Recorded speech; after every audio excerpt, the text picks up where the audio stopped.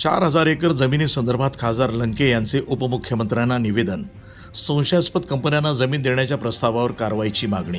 श्रीरामपूर तालुक्यातील महाराष्ट्र शासनाच्या मालकीची आणि शेती महामंडळाकडे असलेली सुमारे 4,000 एकर बागायती जमीन ZR2 ग्रुप होल्डिंग कंपनी आणि ZR2 bio energy company limited या खाजगी कंपन्यांना देण्याच्या प्रस्तावावर खासदार निलेश लंके यांनी उपमुख्यमंत्री एकनाथ शिंदे यांना निवेदन देऊन तातडीनं कारवाई करण्याची मागणी केली आहे.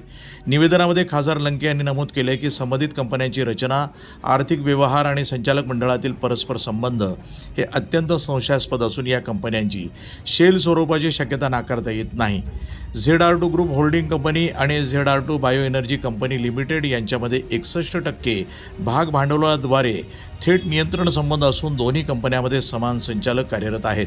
तसंच या कंपन्यांचे इतर संबंधित संस्थांशीही हितसंबंध असल्याचा संशय व्यक्त करण्यात आला आहे. कंपनीच्या आर्थिक व्यवहारामध्येही विसंगती आढळून येत असल्याचं निवेदनामध्ये नमूद करण्यात आलं आहे.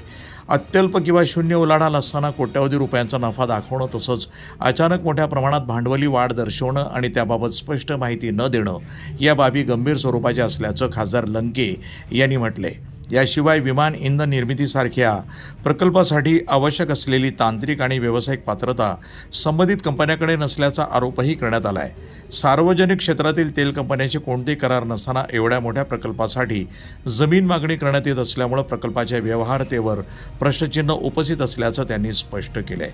श्रीरामपूर तालुक्यातील ही जमीन हजारो कोटी रुपयांची मौल्यवान सार्वजनिक संपत्ती असून तिचं हस्तांतरण करताना पारदर्शकता आणि सखोल तपासणी ही आवश्यक असल्याचं खासदार लंके यांनी अधोरेखित केलं आहे. जनतेच्या मालकीची जमीन कोणत्याही परिस्थितीमध्ये संशयास्पद कंपन्यांना देण्यात येऊ नये अशी ठाम भूमिका त्यांनी व्यक्त केली आहे. खासदार लंके यांनी उपमुख्यमंत्री शिंदे यांच्याकडे केलेल्या मागण्यांमध्ये संबंधित कंपन्यांची आर्थिक, तांत्रिक आणि कायदेशीर पात्रता स्वतंत्र उच्चस्तरीय समितीमार्फत तपासावी, संपूर्ण प्रकरणाची सखोल चौकशी करण्यात यावी, जमीन हस्तांतरणाचा प्रस्ताव तात्काळ स्थगित किंवा रद्द करण्यात यावा यांचा यामध्ये समावेश आहे. वृत्तसंपादन विभाग, न्यूज टुडे 24, अहिल्यानगर.